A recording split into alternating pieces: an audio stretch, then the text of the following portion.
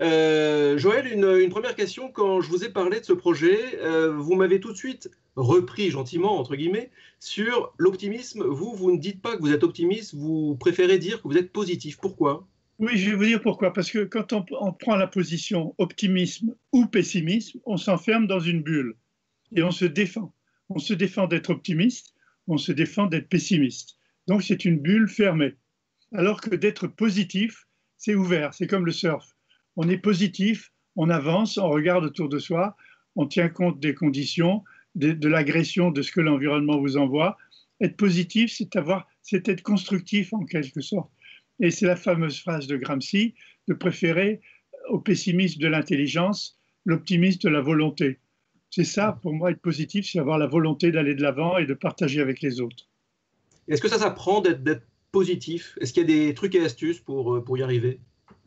Je pense que d'abord, une des premières choses pour être positif, c'est de s'informer, d'être bien informé de ce qui se passe, de croiser les informations les unes avec les autres, de communiquer avec son réseau. Bon, on parle beaucoup de la blockchain. Moi, je me suis construit un réseau de blockchain d'amis, en quelque sorte.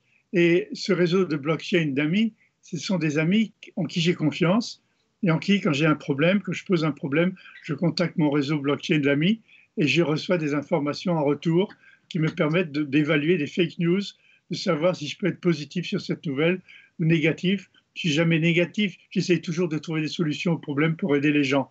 Donc c'est ça, être positif, c'est d'être constructif, être solidaire, de partager et d'écouter les autres. L'information, on voit effectivement que c'est clé, surtout en ce moment. On voit un décompte morbide tous les jours. Il y a 82% du bruit médiatique concerne un seul fait, le coronavirus.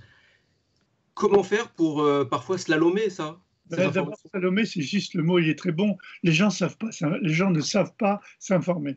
Les gens ne savent pas que Google est une machine extraordinaire pour confronter, croiser les informations les unes avec les autres, les comparer. Les gens ne savent pas utiliser les moteurs de recherche fantastiques qu'on a sur Internet. Je suis sidéré de voir que même des journalistes, très souvent, ne savent pas utiliser les moteurs de recherche pour s'informer, croiser ensemble des informations. Donc, on a les outils. La question, c'est de s'entraîner, s'informer, valoriser les informations dans le réseau avec les amis, essayer de les confronter à la réalité.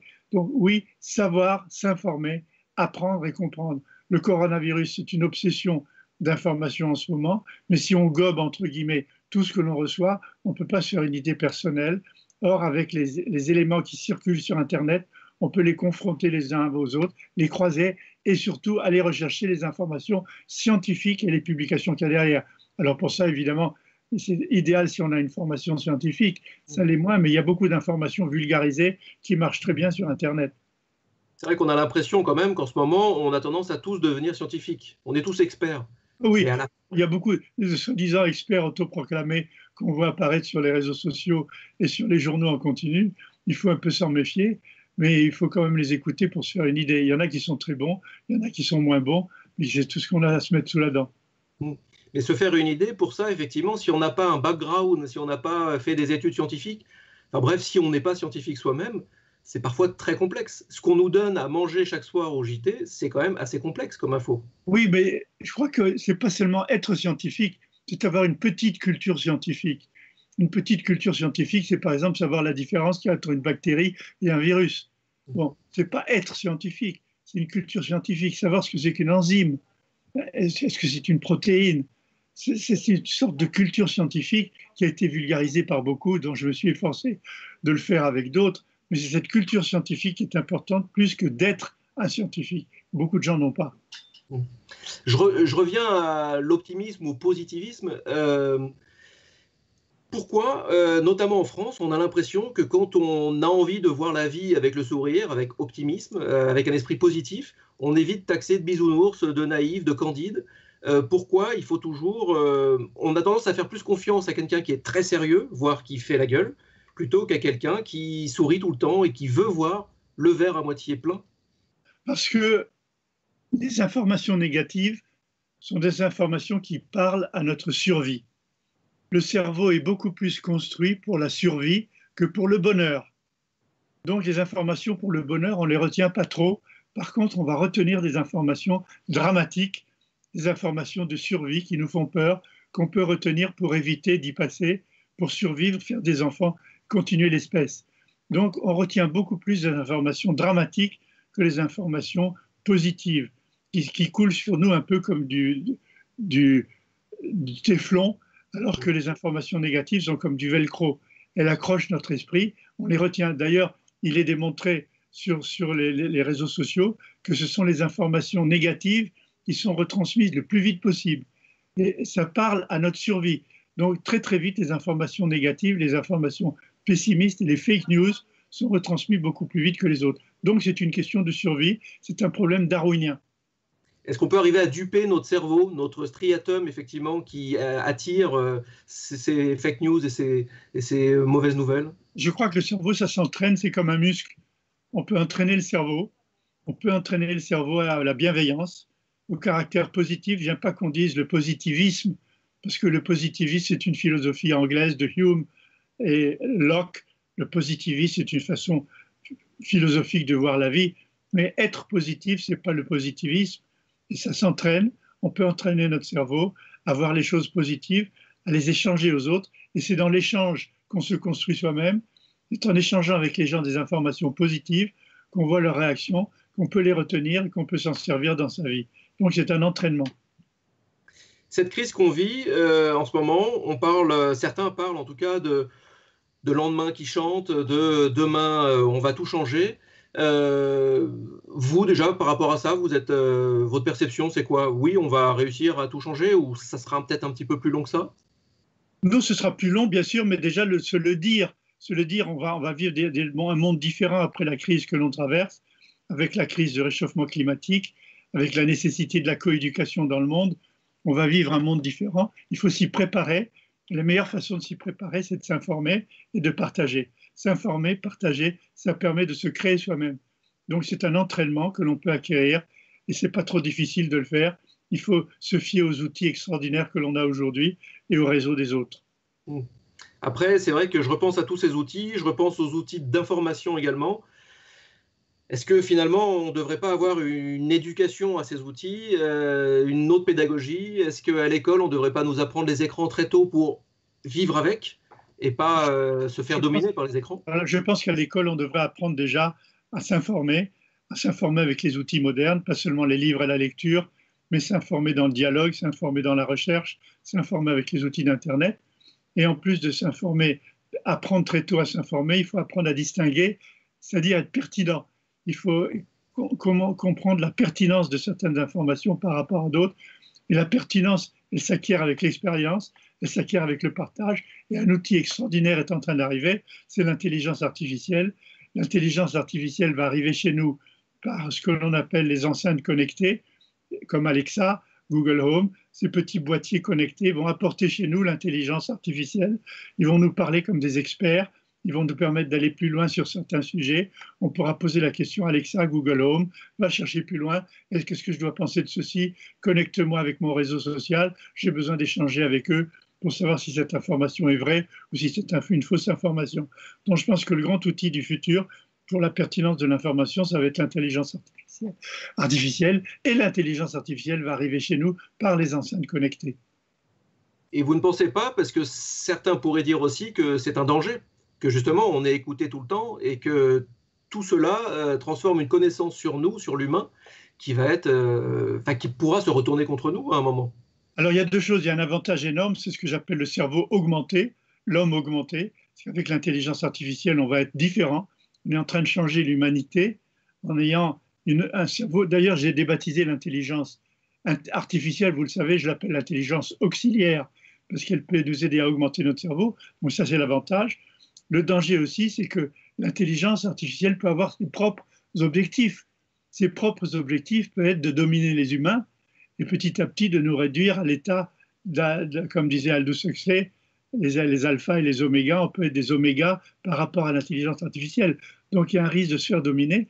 Le meilleur risque pour éviter de se faire dominer, c'est dès maintenant travailler avec, la comprendre, l'utiliser dans nos actions, quotidiennes. Maintenant, on peut avoir Watson sur son téléphone portable, on peut avoir les enceintes connectées chez soi. Donc travaillons avec l'IA, l'intelligence auxiliaire, pour la comprendre et pour éviter qu'elle nous domine. Je reviens juste sur le rôle de la science, le rôle du scientifique. On a quelque part l'impression que finalement le scientifique, on l'a mis un petit peu au rebut, on ne l'écoutait plus pendant un temps. Là, il revient évidemment sur le devant de la scène, mais que du coup, on manque cruellement de culture scientifique. On n'arrive pas à comprendre que les choses sont parfois très complexes. On voudrait qu'il y ait une cause égale un effet, et pas une cause égale une chaîne d'effets, une chaîne d'impact. Il faudrait changer plein de choses, mais on commencerait par quoi, du coup, selon vous? L'approche systémique et l'interdépendance. L'approche scientifique est importante, mais elle est toujours très analytique. Elle regarde un sujet, l'autre, et séquentiellement dans le temps.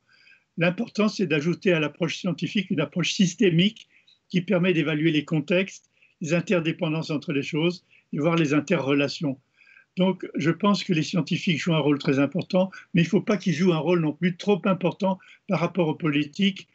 Rappelez-vous, il faut se rappeler de Foucault qui disait méfions-nous de la biopolitique. L'introduction de la biologie dans la politique en excès, c'est trop dangereux. Ça conduit les politiques à remplacer la raison par l'émotion. Et donc en ce moment, on est au cœur de la biopolitique. On le voit avec le confinement, on le voit avec les réactions des politiques à la science pour le coronavirus. Méfions-nous de la biopolitique. Elle entraîne souvent les politiques à prendre des décisions par émotion et pas suffisamment par raison. Et je rappelle que vous êtes biologiste, donc vous savez vraiment de quoi vous parlez en parlant. En plus, oui. Je voudrais qu'on parle du rôle du dirigeant, parce que finalement, je me souviens évidemment de votre livre, qui est mon livre de chevet, Surfer la vie. C'est toute une philosophie pour surfer quelque part un petit peu ou en tout cas les voir venir, arriver à les déminer, les inquiétudes, toutes les angoisses qu'on vit. En ce moment, on est au cœur d'un bain d'angoisse assez profond. Comment le dirigeant doit-il ou peut-il gérer ça? Alors, on a toujours été au milieu d'un bain d'angoisse. Dès que l'information s'est créée, dès que les journaux sont apparus, dès que les premiers journaux sont sortis, ce qui fait vendre, c'est l'angoisse, la peur du futur, la peur de l'avenir, la survie. Donc j'ai dit que le cerveau était plus organisé pour la survie que pour le bonheur. Donc on a été confronté depuis l'origine de la presse, des médias et de l'information à la peur, à la crainte, à la survie. Donc ce n'est pas nouveau. Il faut s'habituer à ça. Et pour s'y habituer, former les enfants à ça, il faut apprendre à détecter la pertinence qu'il y a derrière les informations. La pertinence ne peut s'apprécier que dans l'échange, dans la création en commun, dans le partage. La pertinence, elle est fille du partage.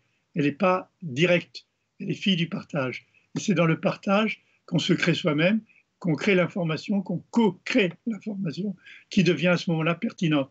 C'est l'information co-créée qui peut devenir pertinente pour sa vie. Ce qui veut dire que pour vous, un dirigeant qui assume le fait de ne pas savoir, c'est tout à fait normal. D'abord, non seulement c'est normal, mais il doit assumer le fait de savoir qu'il peut savoir. C'est ça qui est important, le plus important. Et je suis stupéfait, je le dis très fortement, de voir que beaucoup de dirigeants d'entreprises ne savent pas chercher les informations. Ils s'en remettent à ce qu'on appelle des documentalistes, qui leur donnent des synthèses de documents qu'ils ont lus pour eux. Non, moi je sais par expérience que beaucoup de dirigeants de grandes entreprises américaines, et pas seulement les startups, mais les très grosses boîtes, ils savent chercher eux-mêmes. Le dirigeant d'entreprise, c'est aller sur Google chercher les informations dont il a besoin pour sa propre boîte. Donc, je regrette beaucoup que beaucoup de responsables politiques et industriels ne savent pas chercher l'information clé dont ils ont besoin pour décider.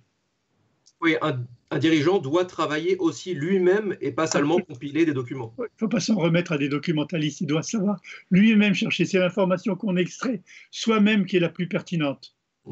Il y a quand même un point en ce moment, le dirigeant, il baigne dans des angoisses. Alors après, c'est sa responsabilité de dirigeant, effectivement, il gère des inquiétudes régulières. Sauf que là, les inquiétudes, elles sont à la fois à court terme, à moyen terme, à long terme. Il a des inquiétudes familiales sur lui, des peurs un peu irrationnelles aussi.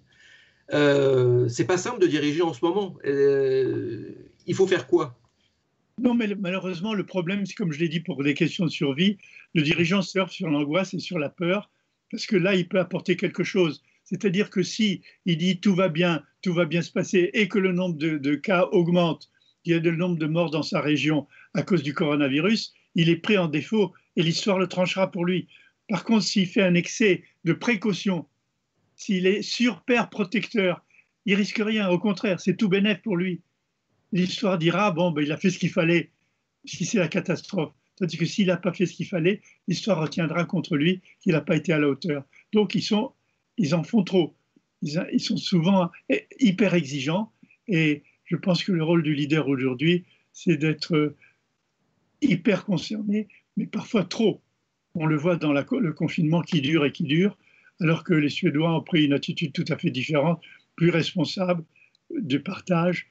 Nous, on a une attitude très technocratique sur le confinement. Le problème aussi, c'est que le dirigeant, donc là on pense aux dirigeants politiques, aux dirigeants de grands groupes aussi, mais le dirigeant, c'est aussi le dirigeant d'une petite TPE qui a quelques salariés. Lui, il doit les remettre au boulot, sauf que lui-même, il ne sait pas bien comment il va faire, il a des enfants, comment vont-ils faire aussi? Ça fait partie de toutes ces angoisses qui s'entrechoquent et qui le tétanisent un petit peu en ce moment. Oui, c'est les deux, c'est le dilemme de arrêter ou remettre les gens au boulot. Il faut arrêter par précaution, toujours le fameux principe de précaution, mais le principe d'attrition nous dirait qu'il faut au contraire remettre les gens au boulot en leur donnant les moyens de se protéger. C'est l'attitude suédoise. L'attitude suédoise, c'est plus le principe d'attrition que le principe de précaution. Il faut relire les articles que j'ai écrits à ce sujet. Il y a un thème qui émerge depuis quelque temps, qui est porté notamment par Cyril Dion sur l'importance du récit.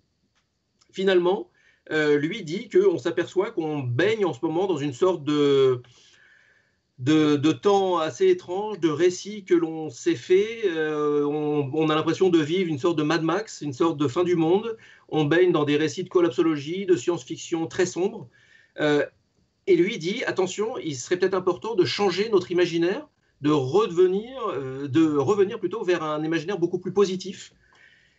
Sauf que c'est compliqué, parce que là, on part d'un truc très sombre. Et il faudrait ouvrir ses chakras pour aller vers quelque chose de beaucoup plus joyeux. Vous en pensez quoi, vous, de cette importance du récit qu'on a en ce moment? Je pense qu'il y a deux personnes qu'il faut prendre comme modèle dans cette discussion sur le récit. Le premier, c'est Yuval Harari. Dans ses livres, dans tous ses bouquins, a beaucoup insisté sur l'importance du récit. On se raconte des histoires pour créer le monde. La politique, l'histoire que l'on enseigne aux enfants, ce sont des récits qu'on se raconte. Et effectivement, on peut changer ce récit et le transformer en récit positif. Et puis la seconde personne, c'est Edgar Morin. Edgar Morin qui, dans son récit positif du monde, nous donne envie de créer l'avenir en commun. Donc il y a Yuval Harari d'une part, Edgar Morin de l'autre. Moi, j'hésite pas entre les deux. Je choisis Edgar Morin parce que je pense que la création collective est le moyen de construire le futur d'une manière positive et bienveillante, malgré tous les drames que l'on traverse. Bon, un dernier mot, Joël. Là, on est en Nouvelle-Aquitaine ici. La Nouvelle-Aquitaine, c'est quand même une région chère à votre cœur. Alors, je sais que parfois, vous faites des infidélités. Vous allez dans les Alpes, notamment. Vous allez à la montagne. On vous verra quand à nouveau surfer, vous pensez? Dès que ce sera autorisé. Moi, j'ai prévu d'y aller fin juin. Donc fin juin, je vais aller surfer. Pour le moment, la plage est fermée. On ne peut même pas aller voir mes chères vagues de la chapelle de Parlementia. C'est fermé, mais j'espère que bientôt ça va réouvrir. Pas dès le 11 mai, mais en tout cas dès le mois de juillet, et j'y serai. Est-ce que chaque matin, vous regardez encore sur les webcams les différentes vagues? Évidemment, je regarde la météo, je regarde les webcams. Et l'autre jour, j'ai même vu des gars qui surfaient. Ils risquent l'amende de 135 €. Mais qu'est-ce que c'est 135 € pour avoir le droit à quelques belles vagues? Merci beaucoup, Joël. Merci de nous avoir accordé ce moment. Et puis, au plaisir de se voir sur la plage de Parlementia. À très bientôt. Au revoir, Joël. Au revoir.